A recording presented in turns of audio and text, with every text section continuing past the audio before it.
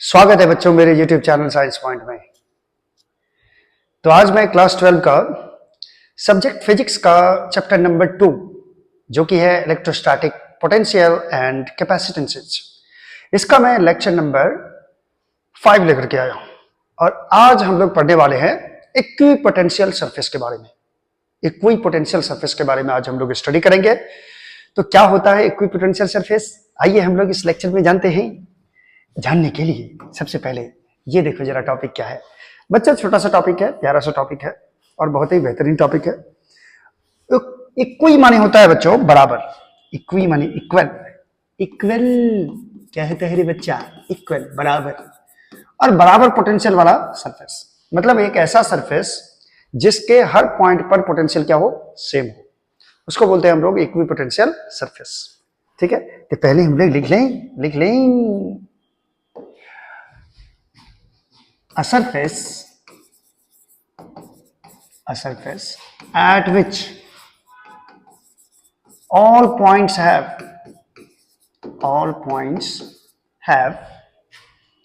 same potential, एक ऐसा surface जिसके सभी पॉइंट्स पे पोटेंशियल क्या हो, सेम हो। Potential is called equipotential surface. Equipotential surface, इसको शॉर्टकट में ईपीएस बोलेंगे बच्चों। ईपीएस, जीपीएस नहीं रे बाबू, ईपीएस, इक्विपोटेंशियल सरफेस। ठीक है, यानी कि एक ऐसा सरफेस हम लोग एज्यूम करें, बाद में दिखाएंगे कैसा होता भी है। मान लो ये एक इक्विपोटेंशियल सरफेस है, इसके कोई भी पॉइंट्स पर पोटेंशियल क्या होगा, सेम होगा। मान लो ये पॉइंट है 1, ये पॉइंट है 2, ये पॉइंट है 3, ये पॉइंट है 4, ऐसे बहुत सारे पॉइंट्स हैं, 5, 6, 7, 8, 9, 10। तो अगर पॉइंट 1 पे पोटेंशियल है V1, पॉइंट 2 पे पोटेंशियल है V2, पॉइंट 3 पे पोटेंशियल है V3, अगर सारे बराबर हों तो इसको कहा जाता है बच्चों, ऐसे सरफेस को बोलते हैं हम लोग इक्विपोटेंशियल सरफेस। तो ऐसा कैसे पॉसिबल है? सपोज करो कोई एक पॉइंट चार्ज है, पॉइंट चार्ज प्लस चार्ज, ठीक है। इस पॉइंट चार्ज के कारण, मान लीजिए ये चार्ज है Q, इस पॉइंट चार्ज के कारण बच्चों r डिस्टेंस पर पोटेंशियल कितना होता है? पोटेंशियल, अच्छा potential sir Q by r, simple होता है Q बाय r। अगर मैं r डिस्टेंस इधर चला जाऊं तो भी यहाँ पोटेंशियल होगा Q बाय r। अगर मैं इधर चला जाऊं r डिस्टेंस पर तो यहाँ भी पोटेंशियल होगा बच्चों Q बाय r। अब मैं थोड़ा सा बोर्ड से हट के आता हूं, इस पॉइंट चार्ज से इधर आ जाऊं, आपके सामने r डिस्टेंस पर आ जाऊं तो यहां भी पोटेंशियल होगा Q by r।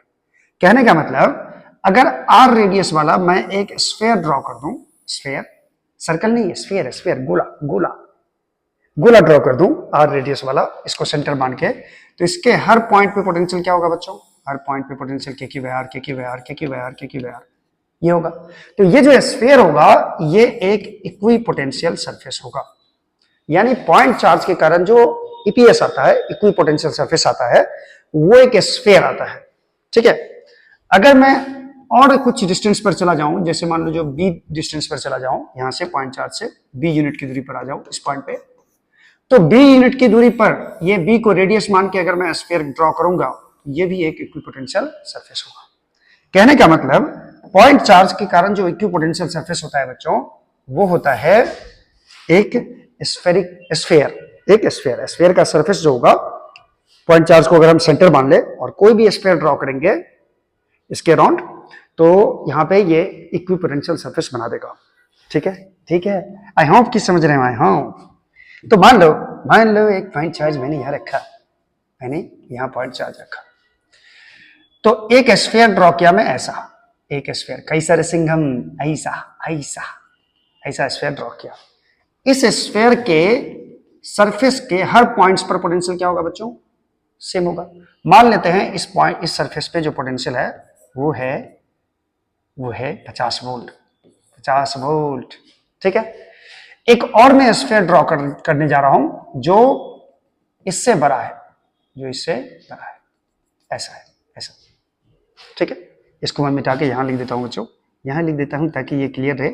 V = 50 volt है इस सरफेस पे। दूसरा वाला जो सरफेस है जिसका रेडियस थोड़ा सा बड़ा है, तो यहां पे जो मैं पोटेंशियल मान रहा हूं, ये मान रहा हूं 40 वोल्ट। ये क्यों हुआ, क्या हुआ ये सर? देखो एक्चुअली क्या होता है बच्चों, पॉजिटिव चार्ज के कारण लाइंस ऑफ फोर्स जो होगा वो इधर की तरफ ये आउटवर्ड होता है, आउटवर्ड होता है। तो अगर मैं ऐसा सरफेस मानूंगा तो इस पॉइंट पे पोटेंशियल मान लो VA है, ठीक है। अगर मैं इससे दूर जरा स्फीयर ड्रॉ करूंगा बड़ा वाला, तो मान लो ये इस लाइन को यहां कट किया, ये पॉइंट B है और पोटेंशियल होगा यहाँ VB। आप साफ साफ देख सकते हो कि A पॉइंट पे पोटेंशियल ज्यादा होगा और B पॉइंट पे पोटेंशियल कम होगा, क्योंकि A पॉइंट जो है वो चार्ज के ज्यादा नजदीक है, ठीक है। तो यहाँ पोटेंशियल ज्यादा होगा, यहाँ पोटेंशियल कम होगा। ऐसे भी फील्ड के डायरेक्शन में पोटेंशियल क्या होता है बच्चों, घटता है। तो फील्ड के डायरेक्शन में जैसे जाएंगे, बड़ा बड़ा स्फीयर बनाएंगे, पोटेंशियल क्या होता जाएगा, घटता जाएगा। अगर मैं एक स्फीयर और बना दूं, एक स्फीयर और, एक स्फीयर और, किसको सेंटर मान के, इस पॉइंट चार्ज को सेंटर मान के, तो ये भी एक इक्विपोटेंशियल सरफेस है, ये भी एक इक्विपोटेंशियल सरफेस है, और तीसरा वाला भी एक इक्विपोटेंशियल सरफेस होगा। यानी कि infinite number of equipotential surface possible है जो कि स्फेरिकल है। कैसा है, स्फेरिकल। और ये तीनों क्या है बच्चों, यहाँ पे पोटेंशियल और कम हो जाएगा, मान लो 30 वोल्ट हो गया। इस पूरे सरफेस के हर पॉइंट पे पोटेंशियल जो है वो 30 वोल्ट है। यानी कि पॉजिटिव पॉइंट चार्ज के कारण स्फेरिकल एक स्फीयर होगा इसके अराउंड, जिसमें हम इस चार्ज को सेंटर मानेंगे, और इसके अराउंड जो स्फीयर होगा वो स्फीयर कैसा होगा, इक्विपोटेंशियल सरफेस होगा। वो बात समझ में आई बच्चों? बच्चों माइनस क्यू चार्ज है, मान लो minus Q charge, minus Q charge के कारण मान लो कि एक इक्विपोटेंशियल सरफेस मैंने ऐसा मान दिया, ऐसा, और मान लो इस पे पोटेंशियल है 10 वोल्ट, 10 वोल्ट। इससे आगे मैं अगर ऐसे मानूंगा एक और इक्विपोटेंशियल सरफेस जो कि स्फेरिकल है, सरफेस है, तो इस पे जो पोटेंशियल होगा बच्चों ये होगा 5 वोल्ट। इस बार कम होते जा रहा है, देख लो कम क्यों हो गया, क्योंकि इसके कारण जो लाइंस ऑफ फोर्स आता है बच्चों, नेगेटिव चार्ज के कारण वो चार्ज की तरफ होता है, वो चार्ज की तरफ होता है, तरफ होता है, ठीक है। और जब हम लोग, फील्ड का डायरेक्शन ये है, ऐसे है फील्ड का डायरेक्शन, ठीक है, तो फील्ड के डायरेक्शन में पोटेंशियल बच्चों घटता है। ओहो ओहो, ये मैंने क्या मान लिया, ये मैंने क्या मान लिया, सॉरी सॉरी बच्चों, यहां पे हो जाएगा बच्चों मान लो 20 वोल्ट। तो जैसा कि हम आपको बताएं कि देखो इस पॉइंट पे पोटेंशियल ज्यादा होगा, या इस पॉइंट पे पोटेंशियल ज्यादा होगा, तो नेगेटिव चार्ज है, नेगेटिव चार्ज के कारण लाइंस ऑफ फोर्स ऐसा होगा, और लाइंस ऑफ फोर्स के डायरेक्शन में बच्चों पोटेंशियल डिक्रीज करता है। तो यहाँ 20 वोल्ट होगा, तो यहाँ 10 वोल्ट है, ठीक है। अगर मैं एक और स्फीयर बनाऊंगा, ऐसा ड्रॉ करूंगा एक और स्फीयर, तो इस पे और पोटेंशियल बढ़ जाएगा। यहाँ पे पोटेंशियल मान लो हो गया 30 वोल्ट। इसमें उल्टा चल रहा था, देख लो इसमें उल्टा क्यों चल रहा था, क्योंकि lines of force positive charge के कारण आउटवर्ड होता है, आउटवर्ड।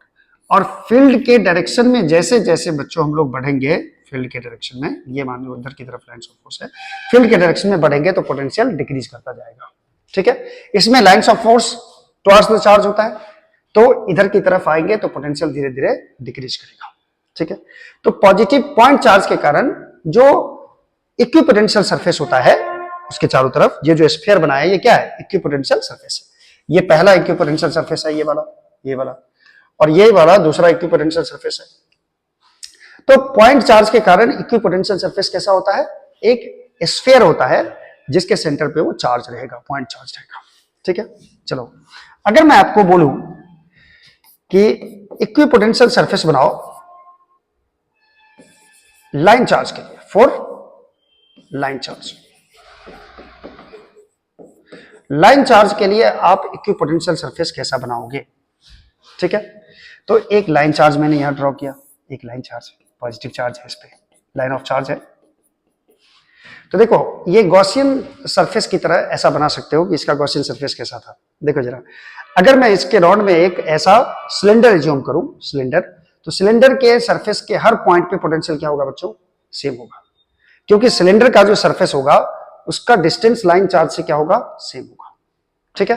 तो अगर मैं यहां पे एक सिलेंडर ड्रॉ करूं, सिलेंडर, एक ऐसा सिलेंडर ये ड्रॉ करूं, तो ये जो सिलिंड्रिकल सरफेस होगा बच्चों ये इक्विपोटेंशियल सरफेस होगा, इक्विपोटेंशियल सरफेस, ठीक है।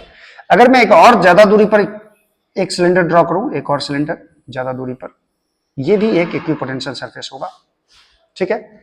और भी आप ड्रॉ कर सकते हो, और भी थोड़ा सा कलर चेंज कर लो रे, और भी आप इक्विपोटेंशियल सरफेस ऐसा ड्रॉ कर सकते हो,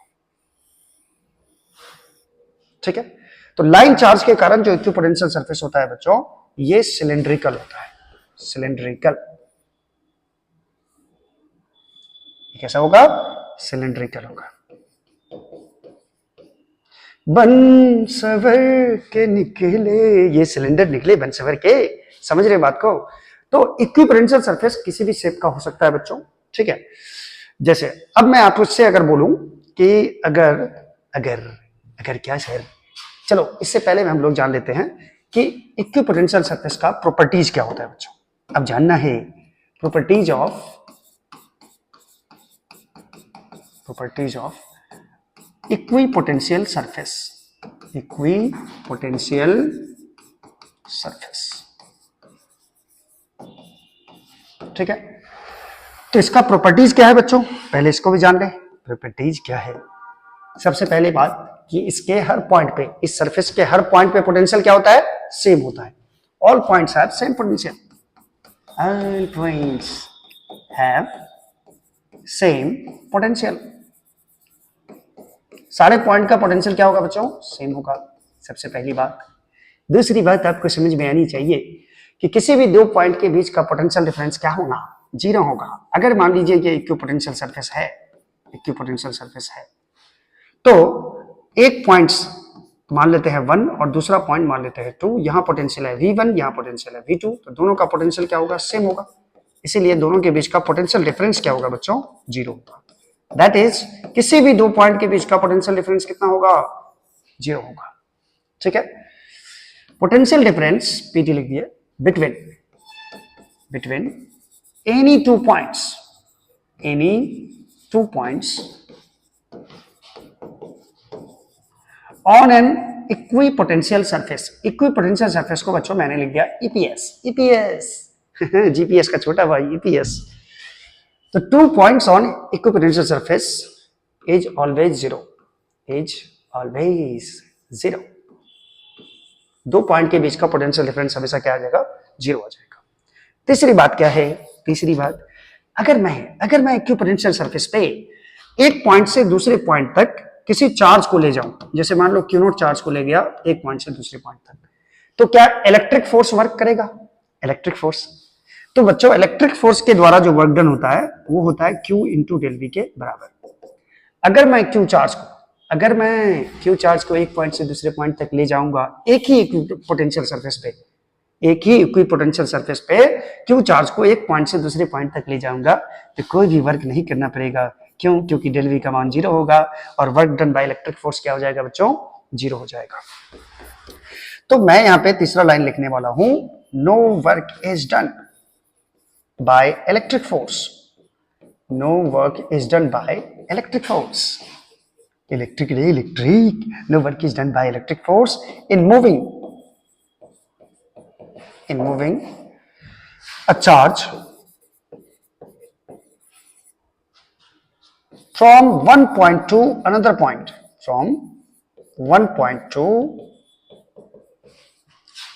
point, on an equipotential surface. किसी एक इक्विपोटेंशियल सरफेस के एक पॉइंट से दूसरे पॉइंट तक किसी चार्ज को ले जाने में इलेक्ट्रिक फोर्स के द्वारा कोई भी वर्क डन नहीं होगा बच्चों, ठीक है। आई होप कि ये समझ रहे होगे। आप चाहो तो स्क्रीनशॉट ले भी सकते हो। चलो नेक्स्ट पेज में अब चलते हैं और चौथा नंबर प्रॉपर्टी देखते हैं बच्चों।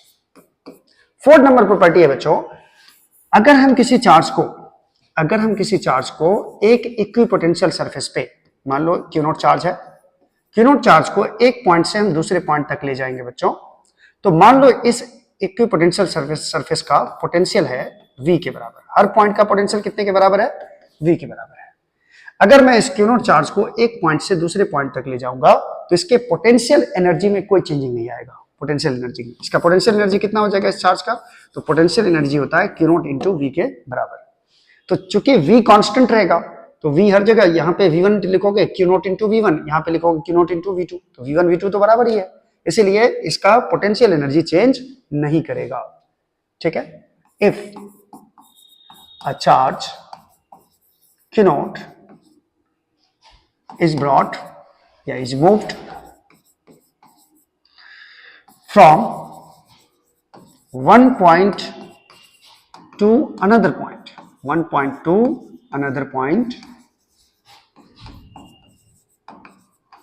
on an equipotential surface, on an equipotential surface, then EPS लिख दिया बच्चों उसको, its potential energy या इलेक्ट्रिक पोटेंशियल एनर्जी लिख दो बच्चों। यहाँ पे पोटेंशियल एनर्जी का मतलब इलेक्ट्रोस्टैटिक पोटेंशियल एनर्जी ही है या फिर इलेक्ट्रिक पोटेंशियल एनर्जी, जो कि होगा Q नॉट इंटू V के बराबर, डजंट चेंज, ये चेंज नहीं करेगा, ये कांस्टेंट रहेगा, ये कांस्टेंट रहेगा।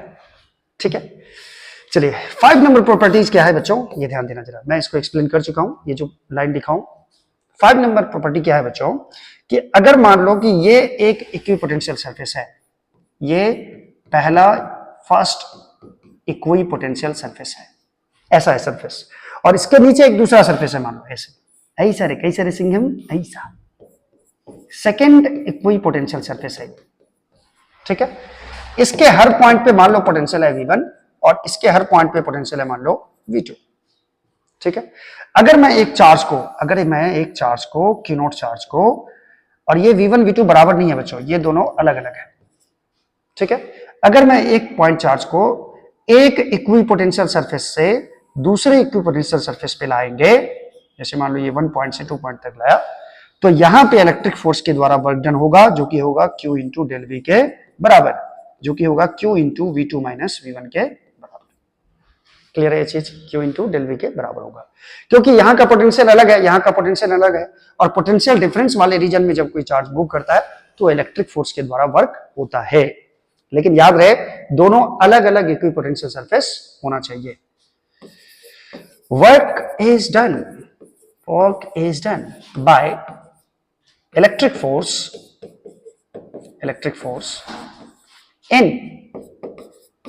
in moving a charge from one equipotential surface to another equipotential surface। ठीक है, ये पॉइंट हो गया, यही पॉइंट हो गया, आई होप कि समझ में आया होगा। ठीक है, चलिए ये बहुत आसान है बच्चों, ध्यान से देखना। नेक्स्ट प्रॉपर्टी क्या है, 6 नंबर प्रॉपर्टी है। हैला हुआ क्या हुआ, कुछ नहीं हुआ। देखो 6 नंबर प्रॉपर्टी, 6 नंबर है बच्चों कि इलेक्ट्रिक लाइंस ऑफ फोर्स जो होता है, जैसे ये मान लो मैं एक इक्विपोटेंशियल सरफेस मान लिया। ठीक है, तो इलेक्ट्रिक लाइंस ऑफ फोर्स जो होता है ये हमेशा इक्विपोटेंशियल सरफेस के परपेंडिकुलर होता है, सरफेस के परपेंडिकुलर होगा इलेक्ट्रिक लाइंस ऑफ फोर्स। ध्यान से देखना, ध्यान से। इलेक्ट्रिक लाइंस ऑफ फोर्स होगा, जैसे ये मैं एक सरफेस मान लूं, इक्विपोटेंशियल सरफेस है, यानी कि इसके हर पॉइंट पे पोटेंशियल क्या है, सेम है, तो लाइंस ऑफ फोर्स जो होगा वो हमेशा इक्विपोटेंशियल सरफेस के परपेंडिकुलर होगा। ऐसा ही फिगर मैंने यहाँ पे बनाया है, आपने साफ साफ देख रखा होगा। ये इलेक्ट्रिक लाइंस ऑफ फोर्स है और ये इक्विपोटेंशियल सरफेस है। That is equipotential surface is always perpendicular to एक मिनट बच्चों, इलेक्ट्रिक लाइंस ऑफ फोर्स मैं लिखता हूं पहले। Electric lines of force is always perpendicular to equipotential surface। अब आप सोच रहे होंगे कि सर ऐसा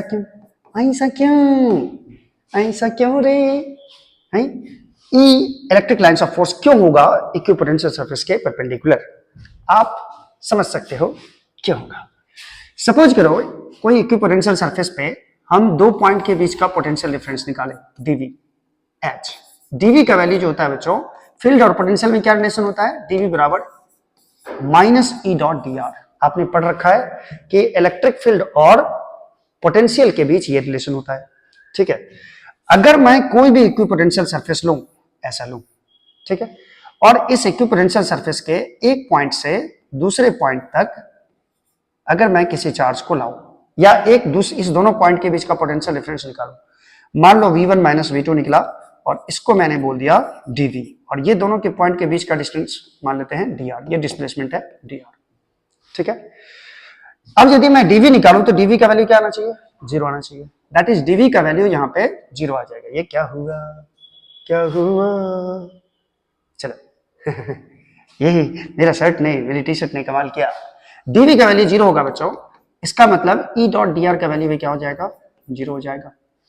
और दो वेक्टर का डॉट प्रोडक्ट 0 के बराबर कब होता है, जब ई इलेक्ट्रिक फील्ड परपेंडिकुलर हो किसके, डी आर के।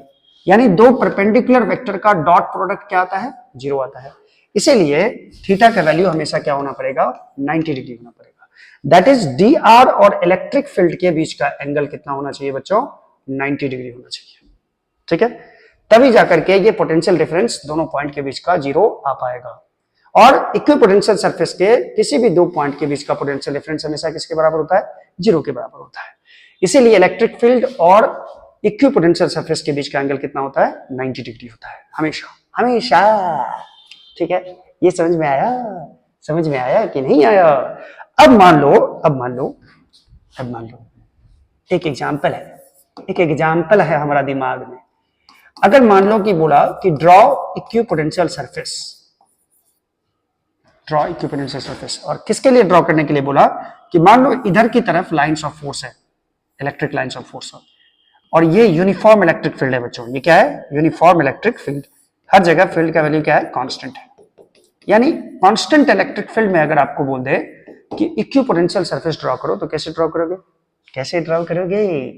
अगर मैं एक ऐसा लाइन ड्रॉ करूं जो इलेक्ट्रिक लाइंस ऑफ फोर्स के परपेंडिकुलर हो, एक ऐसा लाइन ड्रॉ करो, ठीक है, ये लाइन ड्रॉ करो जो इलेक्ट्रिक लाइंस ऑफ फोर्स के परपेंडिकुलर है।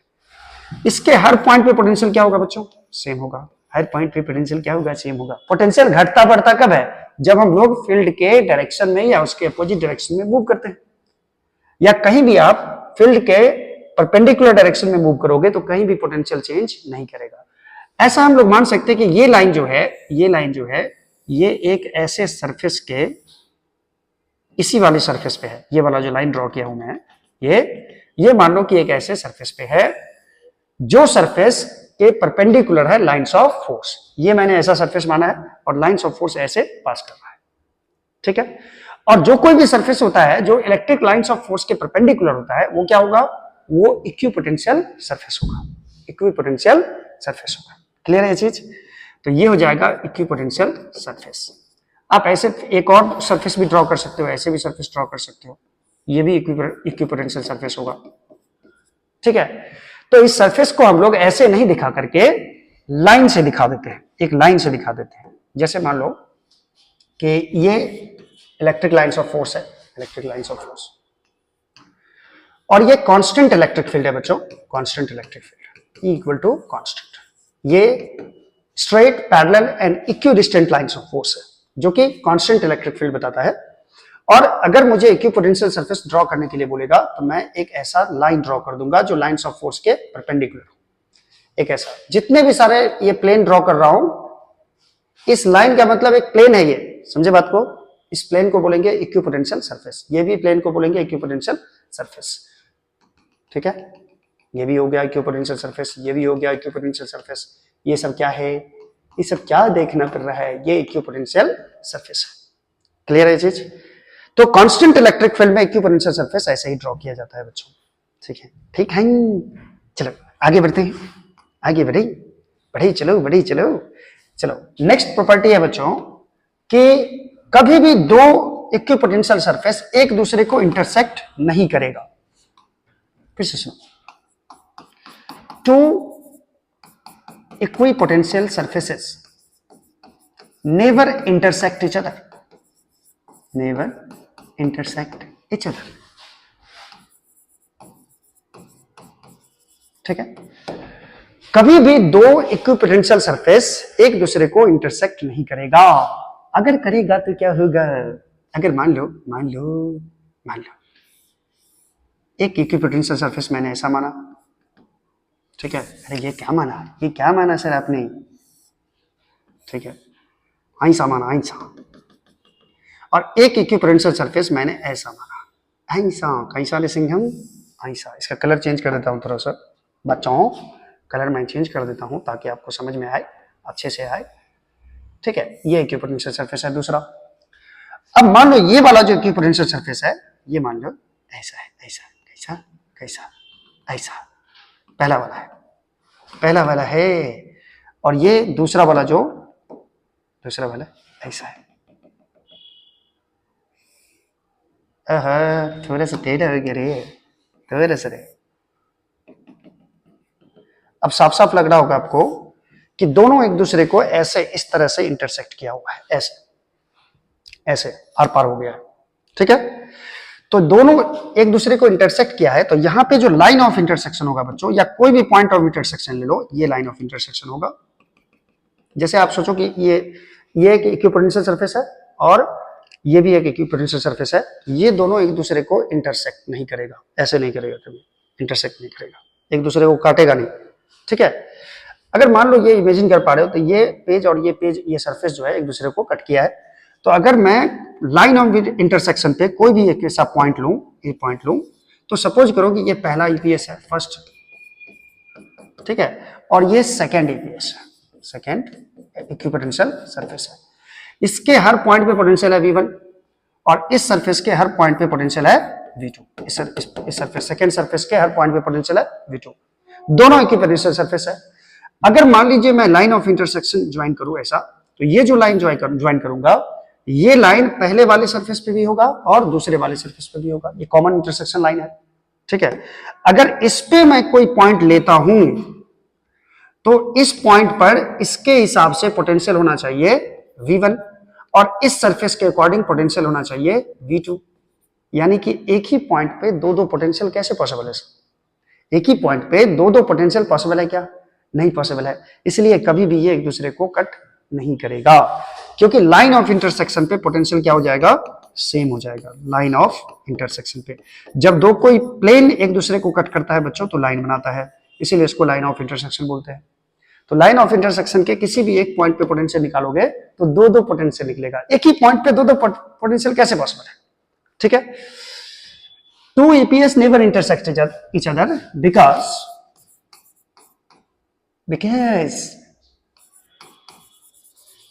at line of intersection नहीं, यहाँ लिख दो, at line of intersection single point have two different potential।